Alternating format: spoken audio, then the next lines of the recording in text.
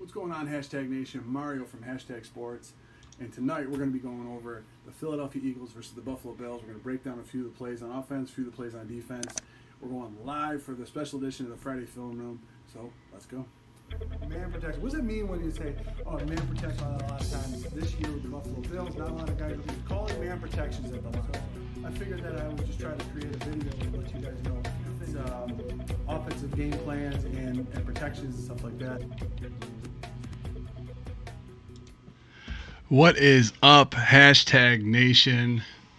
How is everybody doing tonight on this wonderful Friday? It's been a very tumultuous and long week for me. I hope you guys have had a wonderful week on your end. So, yeah, man, let's get into it. I'm really excited to be doing the Friday Film Room with you guys and breaking down some of the plays that happened in the Eagles game, and hopefully we can have a better understanding of what was going on, and some of the things that happened with the Buffalo Bills and whatnot. But first of all, I want to let you guys know, tomorrow, 8 a.m., exclusive to Sportscaster, you can catch Paul and I breaking down the what's up, Mario? Happy November from Dallas, Texas. What's up, Kevin? Tomorrow, Paul and I, exclusive to Sportscast. You can find the link in the description. We're going to be breaking down the Buffalo Bills versus the Redskins tomorrow morning at 8 a.m. What's up, Daniel? How you doing, buddy? We're going to be doing that. If you're new to the channel, if you like Bills content and in general NFL talk, please hit that subscribe button. If you're one of the returners like Kevin and Daniel, you guys know how much of a lunatic I am already. So, But, before I got into the film, I just wanted to just share with you guys a little bit of a background. My profession is a teacher. I'm a teacher. That's what I do. And I always hear the question, why, all the time.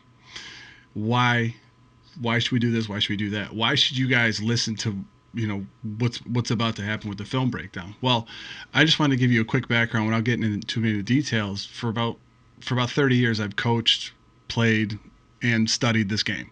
That's, if there's anything that I could really have any confidence in, it is that I know football. So, do I know what the Bills are doing? No, only the Bills themselves know what they're doing, and anybody else that tells you that they know exactly what they're going to do is selling you something. So, my whole goal with the Friday Film Room, whether I tape it beforehand or I do it live with you guys, my only goal is just to share knowledge that I have of the game. That's all. So hopefully when you watch the game, you pick up a few other things that I share with you tonight, and hopefully you guys have a better time watching Bills games. So that's my only your brother's teacher. Yeah, that's my only goal for tonight and for all the film rooms that I do. So hopefully you guys have a greater understanding of what I'm trying to do here with all this other stuff. So Dallas Holland, good evening. So that being said, I want to go over the format. So this is something, like I said, has never really been, at least I've never seen it done before. I've broken down many hours of film, more than I care to share with you guys tonight. But what I'm going to do is I'm going to go through a play. I'm going to let it run through the first time. We're going to have the wide shot and the tight shot. And then we're going to talk about it. I'm going to try to break it down for you guys the best that I can. And then we're going to come right back here to this screen, to the chat, and we're going to talk about it. I'm not saying that what I say tonight is going to be gospel, is 100% correct. I'm not saying that at all. I'm just saying, from my observations, here's what happens. Okay? So if you guys want to get right into it, let's get right into it. So just to give you a little bit of the background of this play, first one we're going to have. This is a 3rd and 6. This is after 2 Frank Gore runs. The Buffalo Bills' first possession that they had, 36 at their own 29. I'm going to play it through. Allen drops back, and this is what the first play that Allen ended up fumbling, and it was recovered.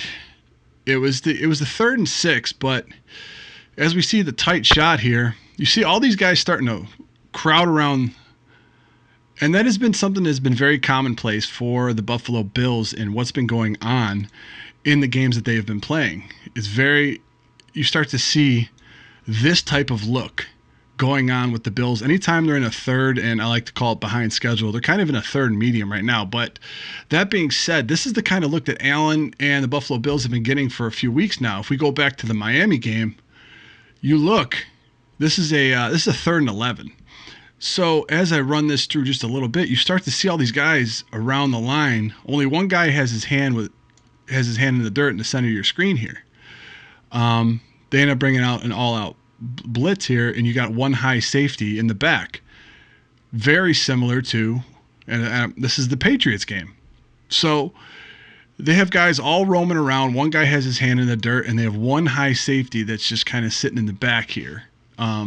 And most of these plays end up being either a sack or a loss or anything like that. And it's just not. It just doesn't seem like they've cooked up the recipe and how to figure it out. So for this play against the Eagles, like I said, the route combinations. Let's go through the route combinations. You got Singletary, he's going to run into flat. You got Beasley and Knox up here. Beasley's going to run a little bit of almost like a 10-yard in, and then Knox is running the post corner up to the top of your screen here. Duke Williams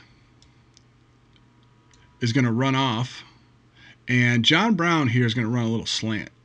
Now, this is a common play that the Patriots like to run, where you run, if you have a man look here, you're going to run this guy straight up the seam, and this guy's going to cut right behind him. It looks like that's where Allen was looking, and that's where he wanted to deliver the ball.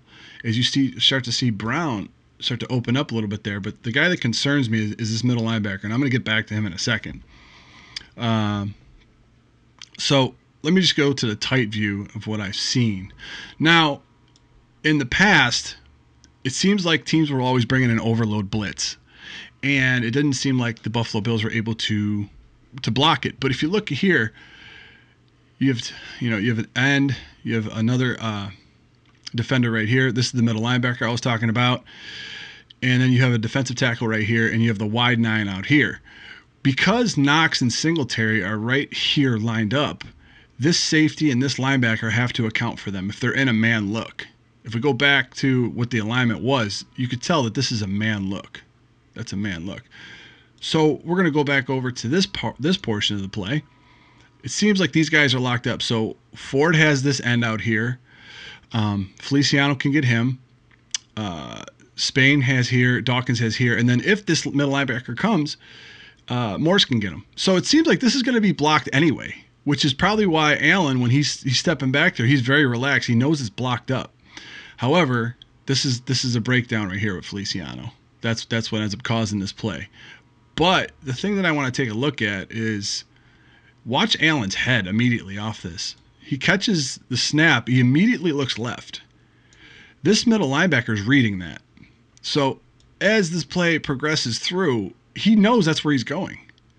And if Allen right there, he throws this, he may have enough heat on it to get it to Brown, but the best case scenario of what happened here, if I roll it back to the front, as soon as Allen's arm comes back, Brown's going to be breaking here. This middle linebacker is going to be right there. Paul Berg, the O-line was a problem all day. So I don't know if this play would have manifested in this middle linebacker knocking it down, or if Allen was able to thread it. Remember, he was going against the wind here. So if he was able to thread it in there, I mean, kudos to him. He had some throws in this game that were amazing. Gars, I think that is Fletcher. I think that was Fletcher on Feliciano.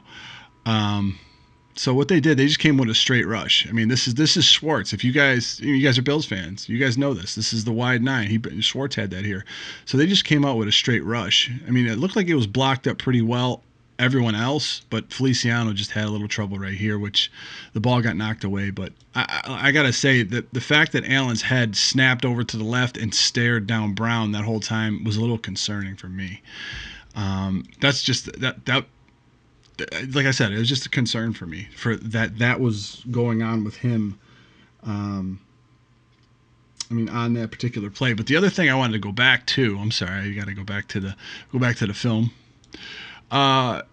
Is if he knows that this is going to happen, if you look up here, as soon as this play goes and Singletary's in the flat, if he throws it now, Singletary's head's around. This linebacker who's covering him has to work through all of this nonsense. Now, it's a 3rd and 6. I understand that. You don't really want to throw it short. However, if he gets it to Singletary out here in open space right before the numbers, he has this whole sideline to work with and go off the sideline. So, we could talk woulda, coulda, shoulda all day. And Allen ended up going to that in the second half where he threw those out routes to both Singletary and Beasley, and we were able to see the benefits of that. It was one of their scoring drives in the second half. So, I think that's a play that definitely affected a lot of things that ended up following it. and it could have been something, it could have been, but it was the third play of the game. That's your script. That's what you came into the game with. That was your script. So let's try to go to the chat here now. Didn't Allen have a hot read for that kind of situation? Doesn't Dable need to be sure they have an out? You're putting 5 guys out in the formation in the pass play. You'd think that one of those guys would open up in man coverage and that one guy can beat their man. Just as much as you're trusting the offensive line to take care of their assignments and their man up. If you put 5 guys out in the pattern, they can't blitz everybody. They can't send the house on you. So I'm thinking that his thought process was, we put 5 guys out here, the outlet being Singletary and that quick slant to Brown. That could have been something that happened. If that middle linebacker blitzes, Allen releases that ball a lot quicker. I firmly believe that he would just throw it to Brown underneath, and Brown would be off to the races, because you had a one high safety look. He had him one-on-one. So, whatchamacallit, Steve Hampton, such a great insight. He had been looking to the right to draw the linebacker to the right. He hits Brown for a first down. Plus, yeah, if he just glances to his right a little bit, either at Knox or Beasley, it seemed like he would be able to hit that guy. But that linebacker was reading Allen the entire time. Grendel unleashed the Kraken. Thanks, man. Gaudries comes in. He says, wouldn't Brown be hot and Devin be a check down? Could explain the focus on Brown. It really could be. And Brown could have been the primary there. Which begs the question, Daniel, if Brown's the primary, why wouldn't he look to his right first? If he knows that he has a streak going, and if he knows right here, he has that streak. He has this streak from Williams, and he's going to cut underneath it. He knows that's the route combination over there. Why not? And also he could have thought that this guy was coming, but he didn't know that because he immediately looked left. He immediately looked over here, so he didn't know that this linebacker didn't come, because they've been coming over the past 3 or 4 weeks. They've been blitzing, so he probably thought Brown was going to be, easily in there. As far as the check down goes, haven't we played against a guy enough that checks down, and the guy's got 6 rings? So I'm not opposed to a check down, but here's the thing. And I know some fans get mad about this. If he throws it to Singletary still needs like 3 yards to get the first down. I would take that bet as far as getting Singletary the ball before the numbers and having him go one-on-one with somebody. We saw how he did in the game. He ended up scoring a touchdown on an out route. So, he needs a little bit more. He needs a little bit more touches anyway. I believe that he does. Gore's been doing a phenomenal job, and it seems like Singletary, they're just using it as their receiving back at this point. But I would give that kid a few more touches. Maybe he didn't trust the O-line. Daniel, that's a great point. Maybe he didn't trust the O-line protection, and who could blame him after 3 or 4 weeks of getting smacked in the face on 3rd and longs? What would garner some of that trust? So that's great. I got a couple plays in here where trust is a factor, and we're going to go over them. Hopefully they're not, an hour long. But hey, guys, like I said, you guys got me all night. So unfortunately, if there's some things that you don't like, I apologize. You don't have Paul to fall back on here. Deanna Gaudries, yeah, definitely more touches for Devin Singletary running and passing. We're past the point where you think you're probably going to burn the kid out. Give him the ball. Give him and Gore the ball. We talked about it on the stream on Wednesday. 12 carries by running backs is not enough. It's clearly not enough. It's just not enough. All right, so let's try to go to our second play that we have here. This was still in the first quarter with 10:09 left. There we go.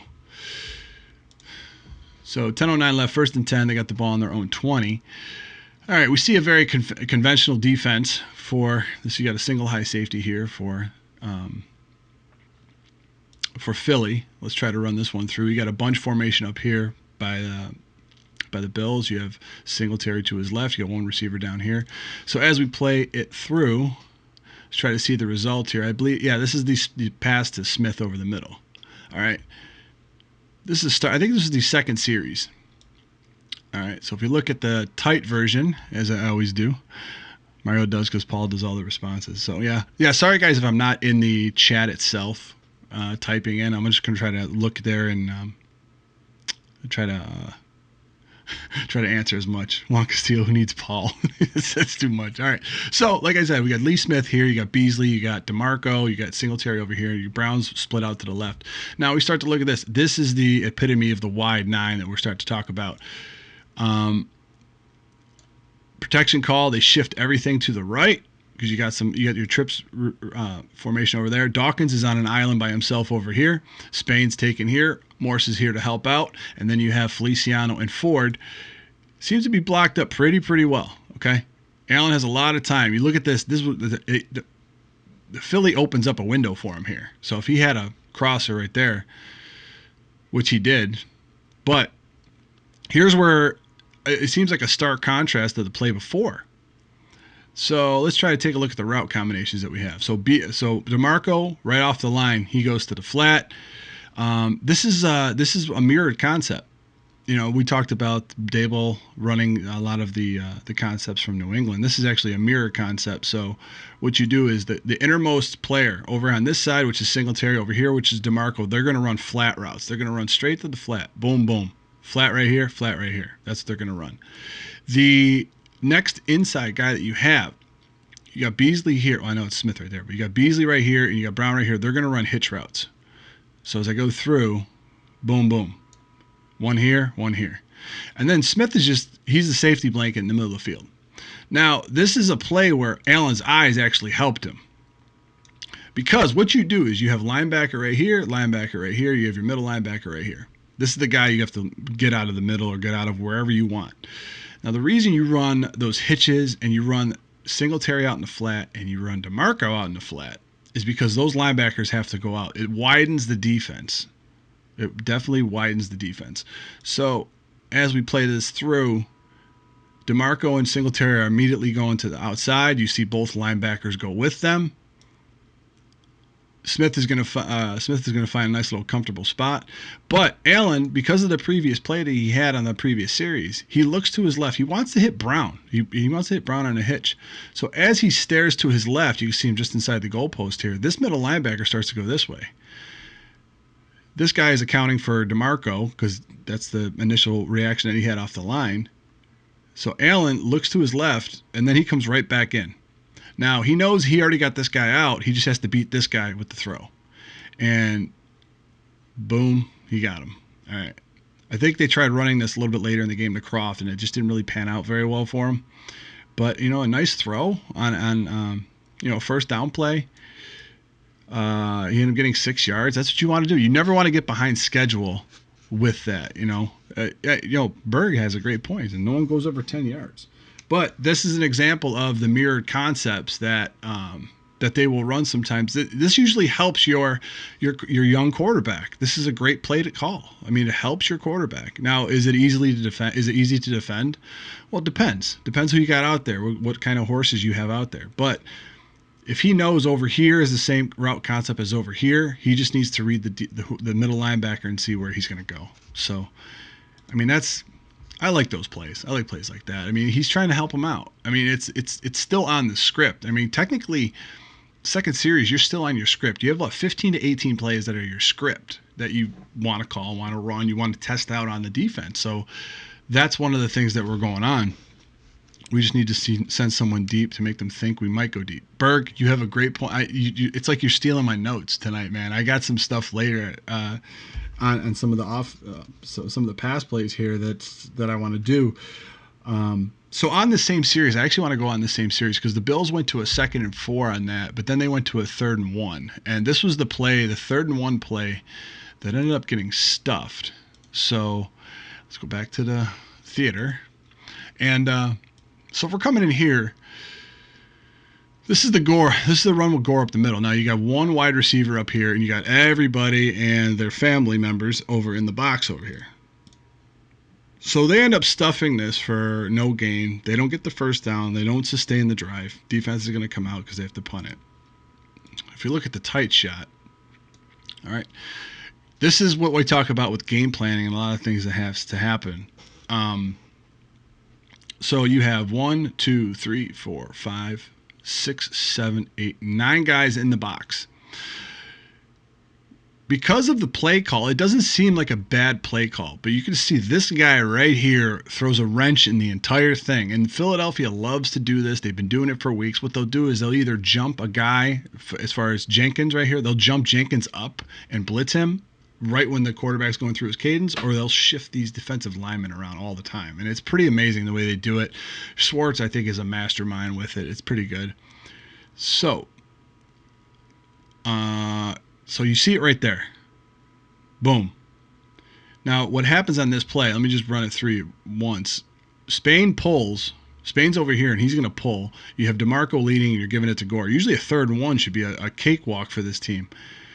But he ends up getting bottled up in there. Now, the reason why that happens is this move right here. Now, the line's already made their protection calls on what they're going to do. If Spain is pulling, Morris has taken this tackle right here, just on the left side of the goalpost right here. Now, the way that it's going to work, Feliciano and Ford would get this guy, double him, and then Ford would spill to try to get this linebacker right here. All right? Smith would block down here. Spain comes and pulls. He comes around, and then DeMarco could take this guy. Because that lineman, which is Cox, he goes down one. Now the assignment goes to Feliciano. Now the double and the cover up to the linebacker is the responsibility of these two guys, not these two guys. So because that happens, you see Ford, and they're doing an inside slant as well. You see Ford and Smith go after the same guy, which releases this linebacker to come in and just totally wreak havoc. So DeMarco's going to come here. You also have Spain coming around. So because when that comes through, this linebacker, who should have been taken by either Ford or Smith, spilling up to the second level, Spain has to take him, and he's already in the backfield. Now this guy, I think we had a play before that on the first Friday film room when I was talking about the Devin Singletary play. That's what you got to do. You got to take him out immediately. You gotta create a log jam right there, and that's the thing that you got to do. And they do have 9 in the box. I mean, audible would have been nice, but what are you gonna audible to? I mean, you got Croft over here, Smith over here. You got 2 backs, and you have a wide receiver out wide that's playing man. Usually, you'd think that these plays would go and they would be very successful. I mean, you got Gore back there for 1 yard. I mean, I would trust that, but I just don't know. I think the reason why there was a wrench thrown in it is because of the blocking on the right side here, because this guy hopped down in the gap. Now the assignment's changed. Watch how quick he hops in the gap just before the play's called. I'll play it in real time. He hops in the gap. Hut. So you have almost like a split second to try to see what you're doing in there, and they bottle it up, and they end up making him punt. So I mean, that's what happens. That's what happens a lot with that. So yeah, so thank you guys for joining. Those you guys, I'm still going. I'm just saying. I just wanted to thank you guys for joining me in this film breakdown. It's my first one doing it live, so to say that I was a little nervous would be putting it lightly. So that coming in. Is it me or Spain slow as? He's not fast. He's not fast, but within those 2 to 3 yards within the inside, I mean, they pull him quite a bit. So I don't think that he's necessarily slow. I think what happened was on that play, he had to kind of go around Feliciano because Feliciano got blown up in the hole. I mean, the line as a whole, as we can all agree, didn't. And as I watched the whole game tape, they didn't have a good game. They just didn't have a good game. I mean, you're going to have some of those where. It's just not your day. It's just not your day. And unfortunately for the Bills, Sunday, it just wasn't their day. So, Evan Anderson, thank you, buddy. Appreciate it. Daniel Garies, the Bills don't have anybody who can block Cox one-on-one. A few O-line in the NFL. Yeah, very few linemen can.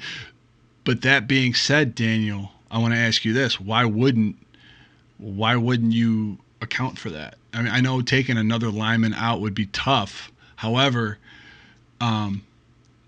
I mean, you can't really assign 2 linemen to go after him, that takes a double team like that. But, I mean, at least try to do something to neutralize that guy. Just don't run over that way, I guess. I don't know. That's my initial thought about it. But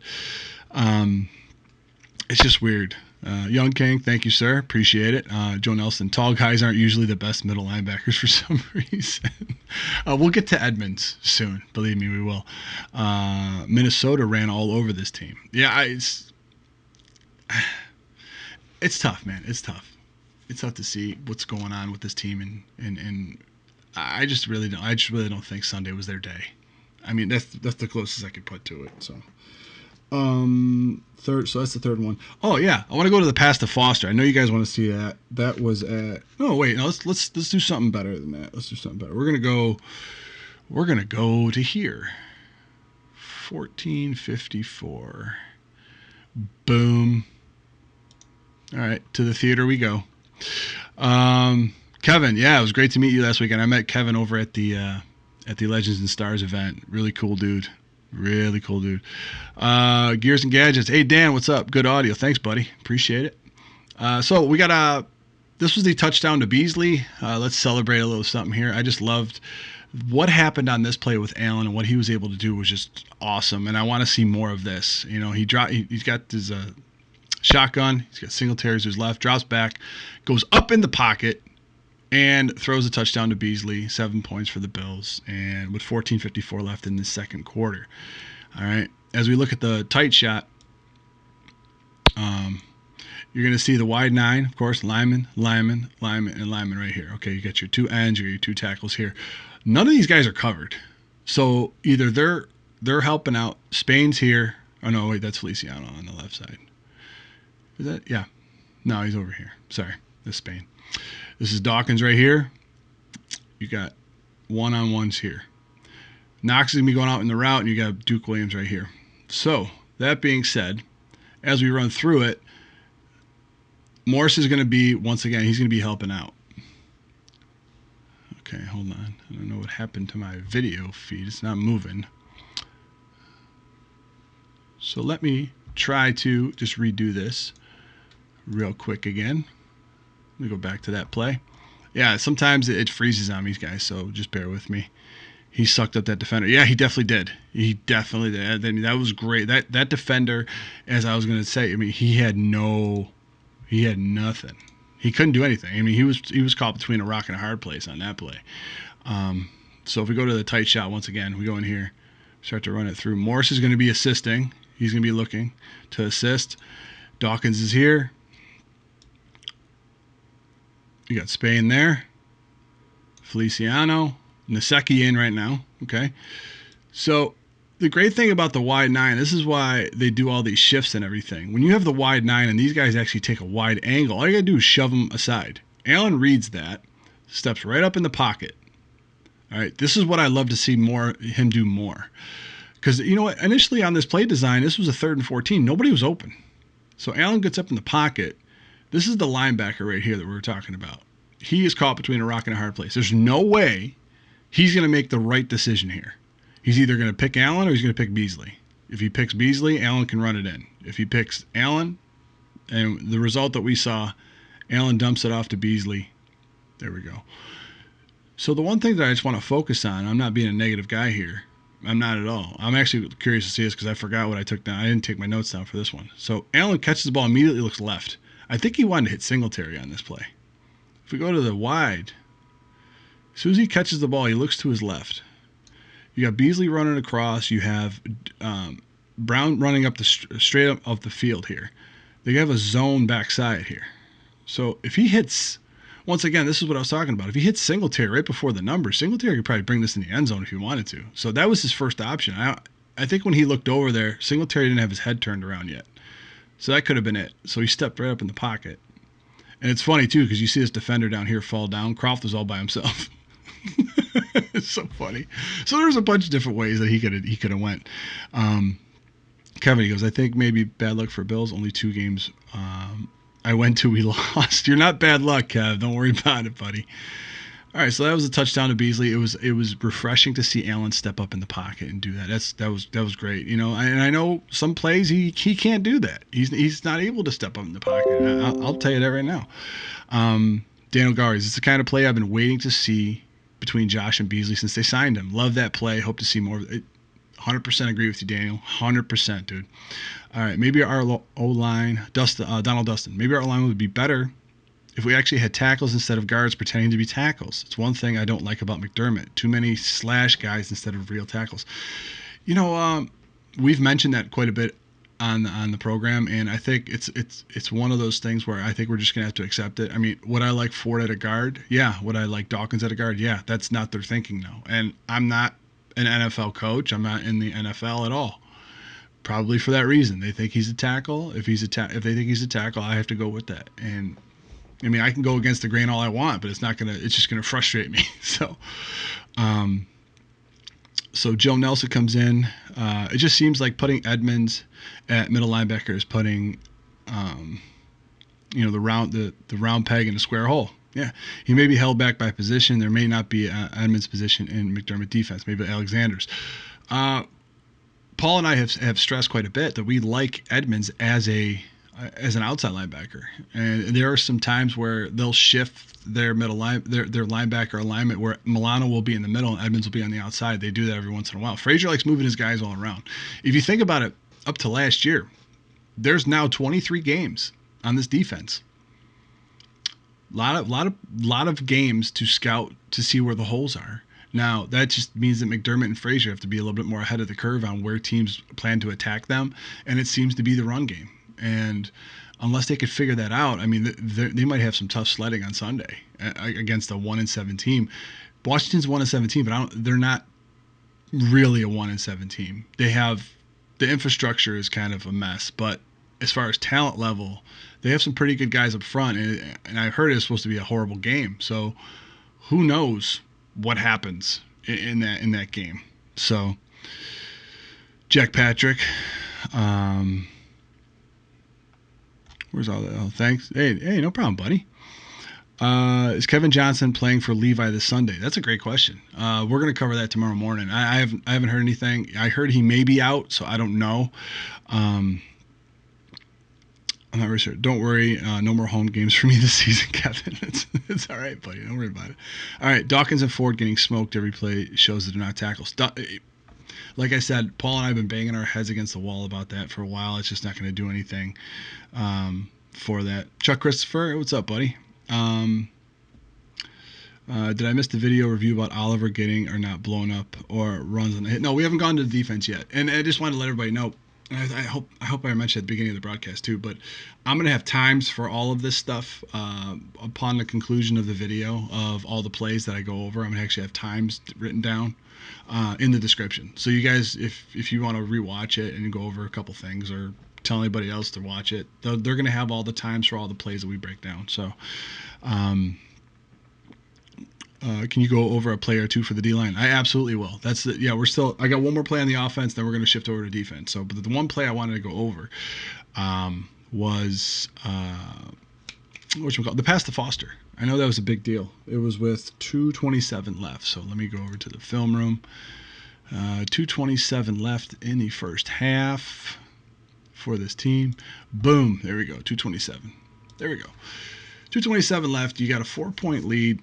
You have all three of your timeouts. So you can run the ball.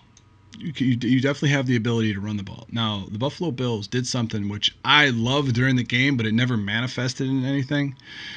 So you have one wide receiver up here, which is Foster. You have Brown down here. You have one back set. They're going to max protect this. Okay, they're going to max protect. They're only having two guys in the route, which is going to be Brown, who motions in here, and you're going to have Foster. Foster runs deep. You have one high safety right here. He's eyeballing Foster right off the snap. He's even on that hash, so he knows. Well, that's where he's supposed to play anyway. But the point is, he's eyeballing Foster because he knows he's going to go deep.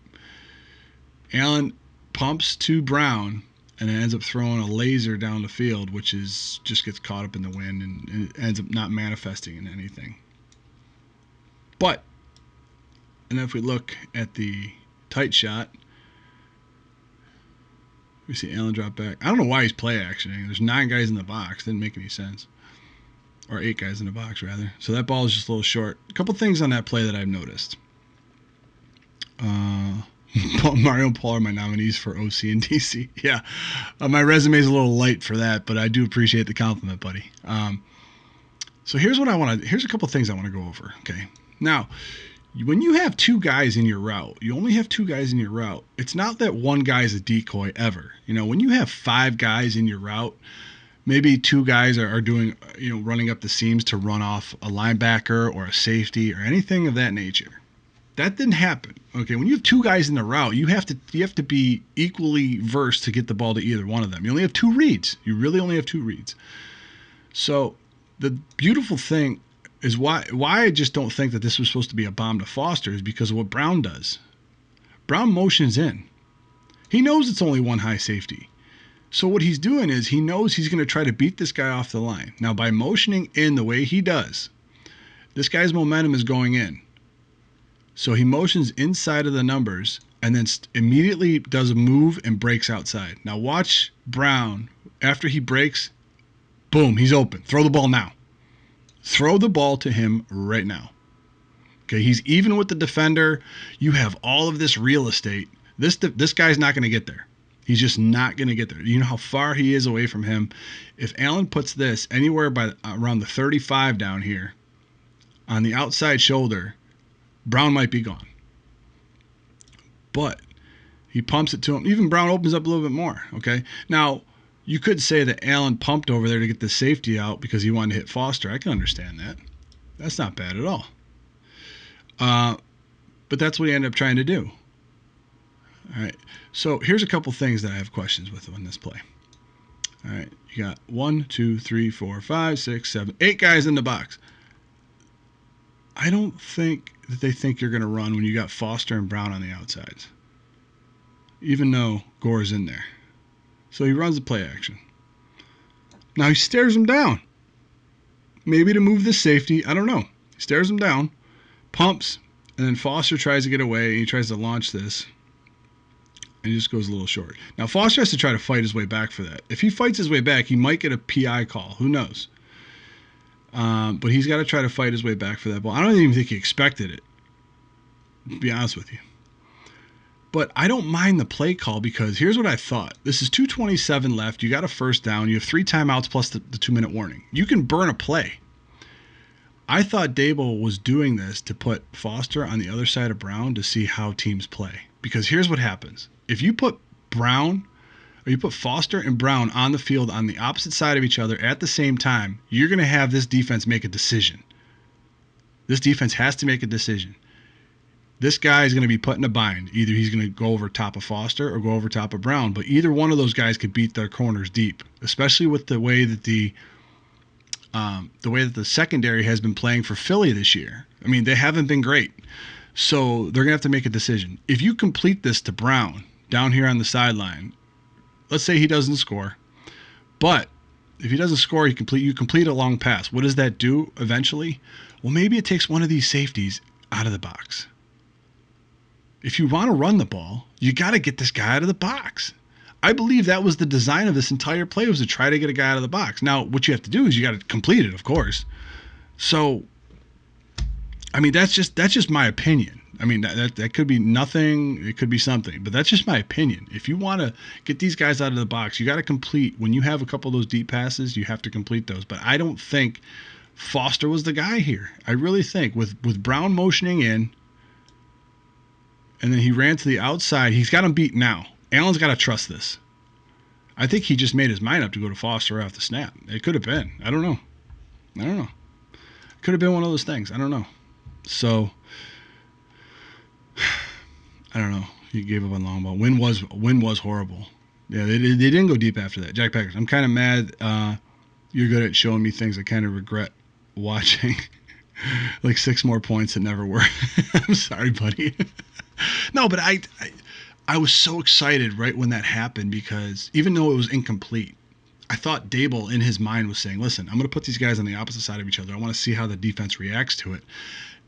And it was at 2:27 to go in the half. So I thought was going to have some adjustments in the second half. I didn't know that Foster was only going to play 8 plays after that. I don't know.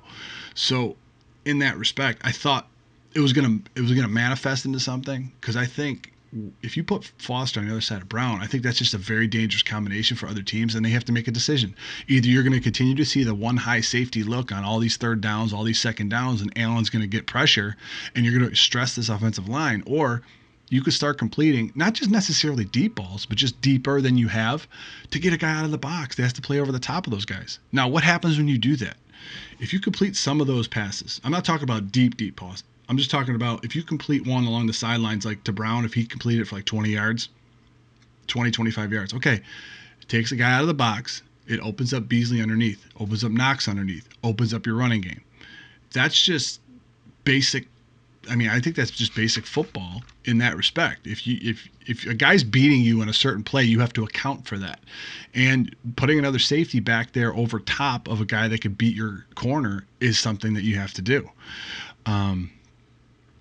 So Joe Nelson, every team knows not to be afraid of Josh throwing catchable short pass and Dable's scheme up. And you know what? Dable does take a lot of heat, and he's taking a lot of heat this week and stuff, especially from us. But there are some plays that I watched. They're nicely drawn up. I think Allen, it comes down to a trust factor. I think he really needs to trust that he needs to give his guy a chance to go get the ball. I'd love for him to start doing that a little bit more. But then again, I'm not in the meeting rooms. I don't know what he's telling him. I'm watching the game film just like you guys.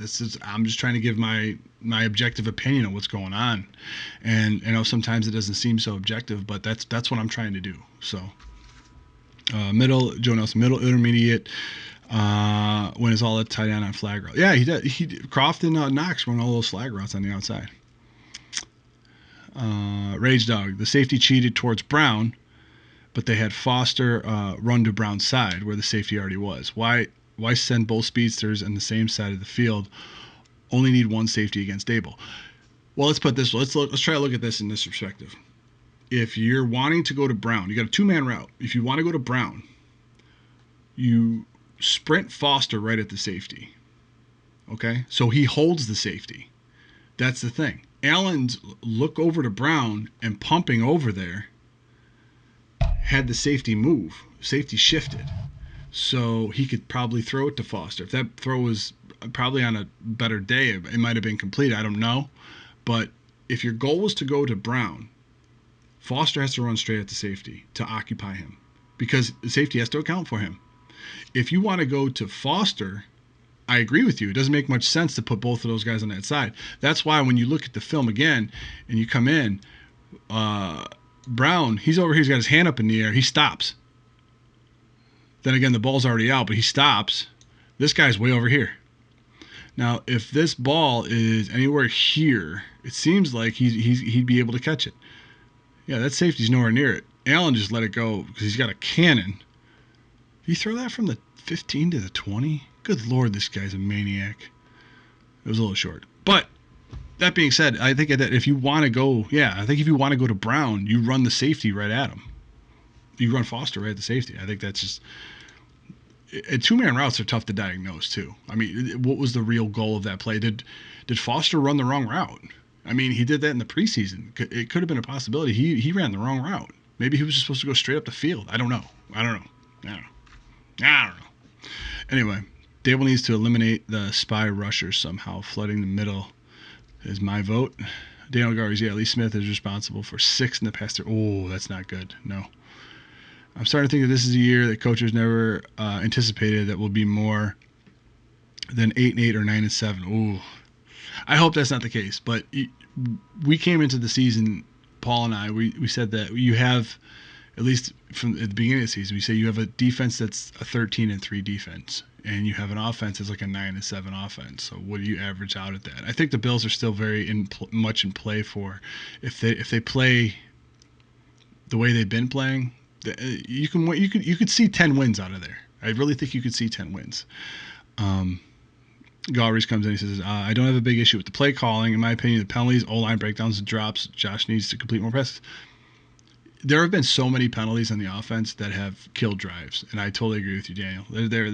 That's another factor that comes into it that people don't really talk about. I mean, we're just breaking down plays here, but you want to talk about a 3rd and 1 versus a 3rd and 11 on a holding call? That's huge. So huge. Jack Patrick, it's because everyone's worried about the completion percentage. So many pundits say he was illegitimate for that one single reason. We and 2 guys are open instead of throwing timed routes. I agree. I agree 100%. He needs to trust it because you're never going to scheme guys on every play all wide open. You're not going to have that. It's not going to go that way. They're not going to be schemed wide open. So what you have to do is you have to try to trust that the receiver that you have can make a play for you. And I don't think that trust has been built up yet. And I'm not shocked. It's only been 7 games. So, that type of chemistry kind of gets built over years. I mean, there will be times where, Brady will throw it to Edelman. Or last year when he threw it to Gronk. Gronk was covered. But he just trusted him to make a play. And that's what he did. So, God, I hate myself for bringing up a Patriots example. But, you got to do what you got to do sometimes. The offense is not developed enough to overcome the penalties. I'm going to tweet that later, Daniel. I'm going to quote you on that because that's huge. That is very huge. So let's go back. Let's check out the defense a little bit. And I'm going to show you guys a couple things that maybe you're going to be a little bit annoyed with as I was. Hey, if you're new here and you like Bills content, you like NFL stuff, go down to the chat. Go, hit the like button and subscribe button because we have a lot of fun in here. So these guys are awesome. # Nation. I love when you guys come in the chat. It's so fun. So let me go to the play. Back to the theater. Let's go to a play early in the game. Now we're going to switch gears, go over to the defense, and we're going to take a look at a few things over here. Now this is a 2nd and 8 on Philly's first possession, 12:37 left. You could see as we take it. Now, Philly did a great job this game. I really think they did a great job this game. I mean, you can't rush for that many yards and not do a great job, right? So we come in. It's a handoff right up the middle.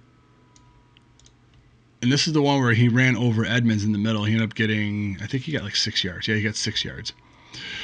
So that being said, we take a look at the tight shot. Now I'm gonna ask you guys, what is the problem with this play? I'm gonna let you guys be the breakdown right now. What is the problem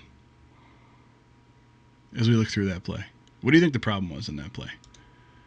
You guys got 5 seconds in the chat to let me know what the problem was. I know we're on a delay too. It's not even fair. All right, so how does McDermott defend Starr though? Kevin, I think the thing with Starr is that he brought him over. He was one of the guys that he brought over early, and a lot of defensive tackles, the market was set for them, and Starr was surprisingly at the lower end of that of the tackles that were being signed at that point, and he had familiarity with him. I think Starr was going to be a bridge piece to whoever he drafted, and Starr was going to teach whoever came in, Harrison Phillips, for instance, maybe Jordan Phillips. This is how you're supposed to play this certain technique in this defense. I don't know. I'm guessing.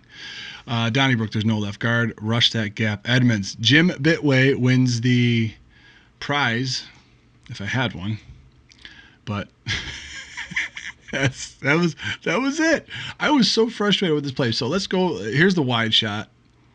Well, we gotta go to the film room. All right. So here's the wide shot. Man here. You got White and Edmunds. Not White. White and Milano over here is man. This is man. This is all man. Okay. What does that mean? That means that Mr. Edmunds right here and this running back are going to be tied at the hip. They have to be tied at the hip. Yeah, Daniel. So as we go to the tight shot, this is the most infuriating thing about this. Okay. Because this play should have went for no gain because of what happened. This tackle right here tries to pull. Very interesting to see the tackles pull. But that being said, Wentz calls the cadence. You got Poyer on the line, White here. Milano's going to guard this tight end right here because Poyer's coming. So, I mean, they could have possibly read that and the fact that there's only 2 wide receivers over here. You got Milano and you got White and you got Poyer. Why is Poyer here? So that's something that comes in a little bit later in the game. But he comes, wide receiver and linebacker will go over here. The Philadelphia Eagles, they're going to block down. They're going to block down here. Starr's in his tilt 4-3. You got Trent out here. Just look at how huge this gap is, by the way. I don't know. We'll get back to that. You got Hughes and Oliver right here. So they run a stunt. They're running a stunt here. So that means Hughes, Oliver, and Starr are all going to go to their left. That's probably why this gap is there. I just missed that myself. Anyway, so they're going to go in. They're going to stunt in. This tackle, as I told you, he's going to pull. But what happens is he trips. He trips over his guard and falls down.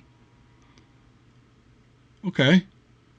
Star, who's not much for stunting to the outside. He's usually stunting in at the center. He's stunting to the... Edmunds is in the middle. His guy gets the ball. Now, Edmunds is on the line right here. Sanders is back here. They got a 10-yard head start at each other. Now he gets the ball. Now it's probably about an 8-yard head start. Now, why is he not... This lineman's on the ground that tripped. Why is he not killing him at this point? That kind of got me a little bit. And this is the first possession. This is the second play. Now, is Edmunds hurting? And we don't know it. But you look... Hop, hop, hop, hop. It can't get any more clear than that to kill somebody. You have a license to go murder this guy. And then he gets run over. Now, I know there's not much breakdown in that play as far as that goes, but it was just so shocking to me. You have an unbelievable chance to go and murder the running back. Plus the fact that I mentioned at the beginning of the play is it was man. So that's your guy anyway. I have no explanation for that. I don't know what's going on. I really don't. You guys got anything? MC Hammer. Yeah, I thought the Zubas were only in the stands. That's crazy. On a set break, Elliot, what's up, buddy? Good to see you. Edmunds should blitz. John Calvin, 100% agree.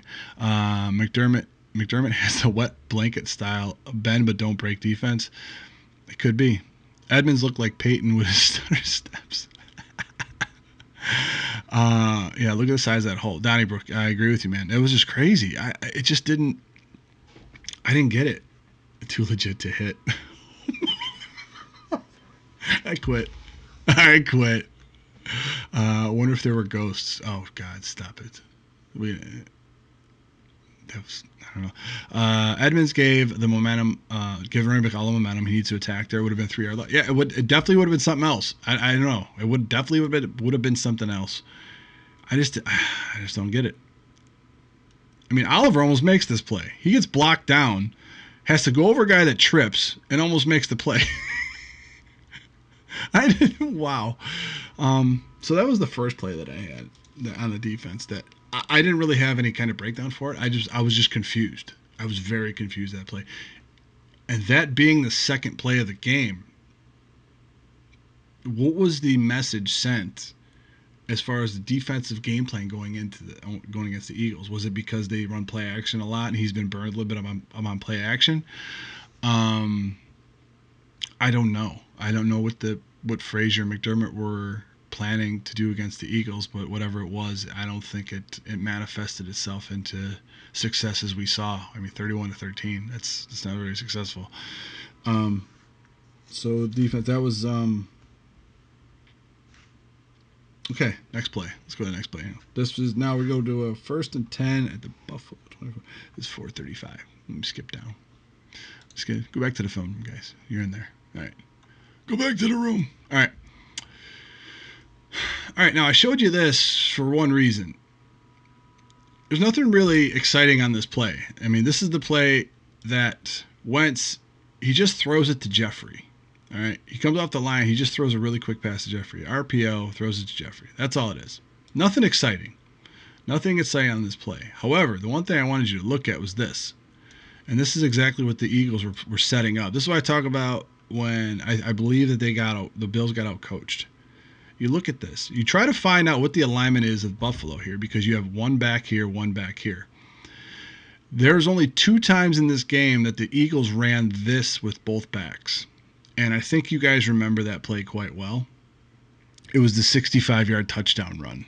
It was the only other time they ran 2 backs. But in the first half, in the first quarter with 4:35 left, they ran it here to try to see what the Bills were going to do. Once again, you got Poyer on the end of the line here. They run a slide protection. They're crashing in again. So right here, you got Lawson, you got Jordan Phillips, you got Starr, and you got Johnson. They're sliding over. I mean, honestly, he could have given this ball because it was blocked up nice. And this is what the Eagles did quite a bit. This guy will double down and go to the second level quite a bit. So he goes through Starr, and then he goes to Milano. Now, I believe that this play was only called. Now, like I said, this is my objective opinion. I believe this play was only called to see how they were going to set up when they're in a 2-back set. And that's how the Bills set up. outside looks pretty reachable. So, which then manifested itself into the second half play. We're going to watch that because there were so many things that broke down on that play. It was not pleasant to watch at all. So let me get to it. Where is it? I can't find it. There we go. All right, here we go. So that being said, all right, that's why a faster linebacker might be better outside. Yeah. Edmunds has been burnt a few times recently, committing to the gap with runners bouncing outside. Have to suspect he's second guessing. Rage, you couldn't be more onto something. I mean, if you want to talk about it in the respect that Josh Allen is the quarterback of the offense and Edmunds has to be the quarterback of the defense, I don't think Allen played worse than Edmunds. I don't think he did. I really don't. Mario, can we sign Zach Thomas? I don't know about that. I'll have to check the tape. I don't know. Back to the theater. So, as we take a look at this monstrosity, it was 11-7 at this point, 14-37. This is the second play from scrimmage for the Eagles. Healy, I'll go back to that. I'll answer that one. Then why did Johnson jump inside? So this is the Sanders run. We don't need to watch the whole thing. But what I want to do is I want to get to the tight shot to show you guys that. Oh, well, awesome. Connection error. So, yeah, I think he jumped inside. I think he expected somebody to come outside of him. I'm not sure. But he could have just missed the call. It could have been something where he just didn't. He was in the wrong gap. I don't know. It could have been a bunch of those different things. So, let me go to the third quarter. So, third quarter touchdown that they ran. Okay, here we go. Boom. Go back to the theater. All right. So, as we start to see what goes on with this play. Now, this could have been something because throughout the game, Starr runs this little, he's got this stunt 4-3. You have Murphy, Oliver, and Hughes. Two linebackers are in the middle. As they aligned on the previous play when they had two running backs in the backfield. You got Hyde up here kind of creeping up in the box. Daniel, I agree. Hopefully Singletary more involved. But let's take a look at this play right here. Okay, so that's who they're keying. He has a stunt 4-3. Now, the halftime adjustments that the Eagles were able to make was the defining moment, along with a couple breakdowns for the Bills, is how this play was able to break open the way it did. Starr stunts inside. Okay, you start to see Starr. Majority of the game prior to this point in the first half, these two guys were beating him up the whole game. So he expects to get hit by this center. As Starr comes out of his stance, he almost falls down because he expects that guy to be there. I mean, did you ever try to lean on a wall that wasn't there? I mean, it looks like that's what he did. But given the fact that Hughes loves to go outside and he's stunting, somebody has to be here. And nobody was. Nobody. Appreciate it. Thanks, Daniel. So what happens is this. He stunts inside. This lineman knows he's just going to wash him in. So that center, he has to snap and get out of there. So because he's going to wash him down. This center goes immediately for Edmunds on the back side. It's almost like you don't even need to block it, but he takes Oliver. He takes Murphy. Starr gets washed completely down. And the running back is here. He's to lead on Milano. Wash down. Hughes goes wide. Look at that gap. Good Lord. Look at that. So Milano is hopping now. Milano's got the hops. Instead of attacking that running back, he's hopping. I don't know why. I don't know why. Edmunds gets sticky on the center. Milano gets here. Now, Milano, what he has to do, if he's going to sit back like that, he's got to take the inside. This has to bounce out to Hyde. He doesn't do that. By effectively staying exactly where he is, and this is the breakdown from the Bills, by effectively staying where he is, he gets blocked into Hyde. And Sanders just needs to make one more cut. And goodbye. Poyer didn't help much on this because Poyer's right here. He takes a very bad angle. Like, there were just multiple breakdowns on this play.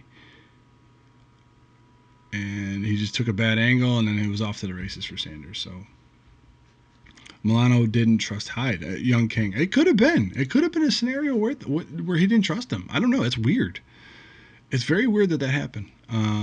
Slow Preston Brown at 4.86 did a good job at inside linebacker. He had a lot of parts. He had a lot of parts around him. Preston was good. And maybe the 4.86 was the reason he's not here anymore. Maybe he wanted more money, but he didn't get paid very much. It was weird. Like, Paul and I thought that he was going to be a highly touted free agent because he played both in a 3-4 and a 4-3, and he wasn't. It was so weird. Like, I don't know. This is just thus proves the fact that you guys should not listen to us all the time because we're not always right. After tonight, I never want to see another Bills linebacker hop again. Yeah, I don't understand. I don't understand. What did Jack say? Single carry, nice. Unless Milano thought Wentz would keep. Okay. If you thought Wentz would keep, you got Hyde behind you. Why do you care? It's weird.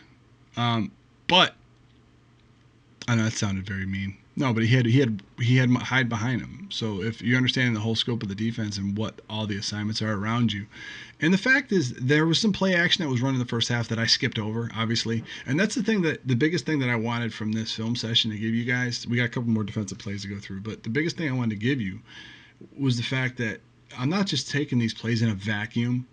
I really wanted to explain how it affected the overall scope of what happened in the game. And even though I didn't show the plays beforehand, there was some play action, and you guys know what I'm talking about, where the Bills end up getting burnt in the first half. And that was probably a reason why those guys were, or at least Milano was so hesitant hopping there. But that second play of the game, I don't know why Edmunds was hopping all over the place. That was just weird.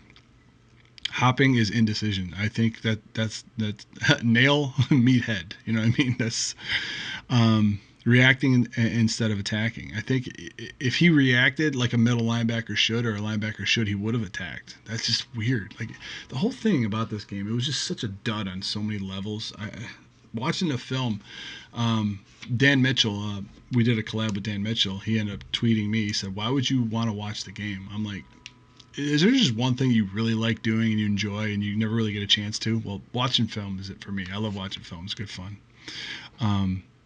Kevin, thank you for joining, man, and the rest of the Hashtag Nation guys. Thank you for joining me tonight. This is a good time, man. I'm having a good time. The one thing that I wanted to go to as well. Oh, the pass to Sanders. I think we're approaching that time. It's a little over an hour. I don't want to bore you guys to death, but as far as another thing with the defense,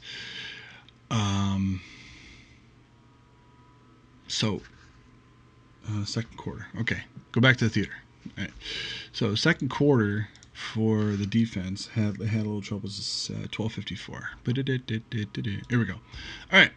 So 3rd and 6, which you would think would be more favorable for the defense. You think it would be. However, we start to look at this play. All right, this is something that the Buffalo Bills do that the Eagles did, and Paul and I talk about this quite a bit. The one thing that you see here is that you see Sanders down here at the bottom of your screen. They're in a 5-wide look. This is Milano, okay? So that being said, Milano's hopping out there. Now, what does that tell you? Now, Wentz calls him back in. He already has his answer. He knows it's man because Milano went out there and not a corner. So Wentz has the answer. He has the answer he was looking for. It's man. Okay. Milano comes back in. Now, you have one wide receiver and one corner right here. This two defensive tackles, defensive end right here are going to be rushing.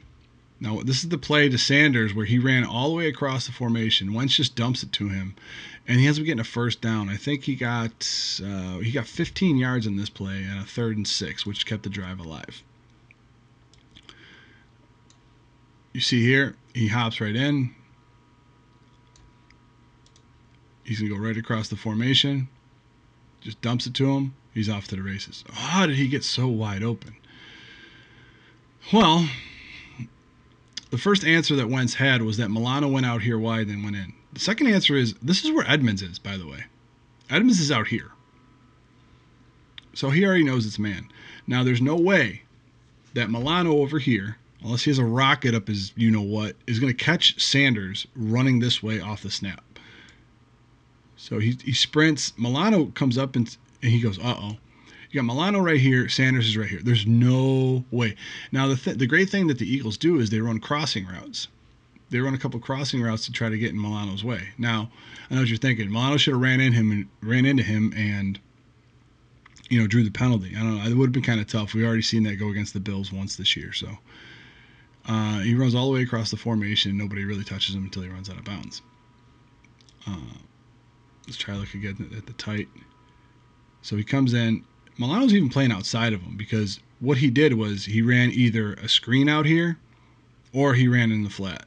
He never ran this play yet. So he runs, sprints over. Now Milano's like, uh-oh. Now the crazy part about it is that Wallace sees this. Wallace is right here. He sees this. He just can't do anything about it at this point because we got a crossing route right here and you got another crossing route right here. He can't do anything about it. He tries to get out there as fast as he can, but then the tight end ends up just blocking him. Now, I knew this looked very familiar because it is. Now, this is week 1. This is the Jet game.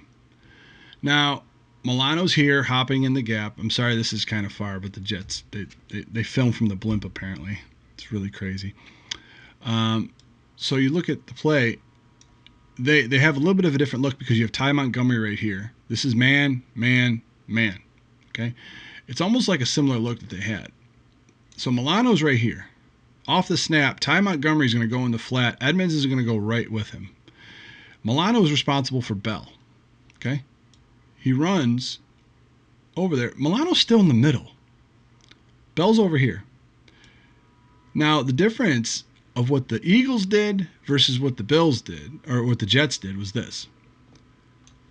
These guys run across the formation. They don't run in the flat. So they completely vacate that side. You have one guy who's going to run a post corner. He turns Edmunds' hips around. He runs to the post corner. These two guys run ends. There's nobody out here. If you go back to the Jet game, Ty Montgomery runs in the flat. He runs a flat route. Edmunds is right in front of him.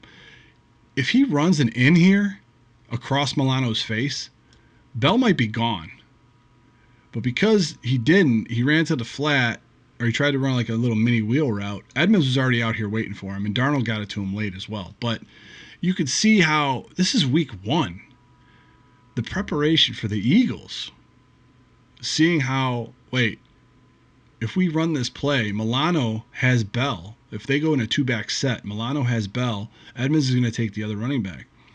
Well, what the Eagles decided to do is no, let's not have a running back there. Let's go 5 wide to see if they give us man. And if they do, Milano's nowhere. He's not going to get over there. That's what we talk about as far as the I think he got out-coached. Daniel Gary's, anybody counting him? Nope. Hoping not to get juked. More of Bills playing not to lose instead of playing to win. It's frustrating, isn't it? Nobody accounting for him. Evan Anderson, great point. Kevin Mario, I came in late. Did you show the first 3 and out for Buffalo?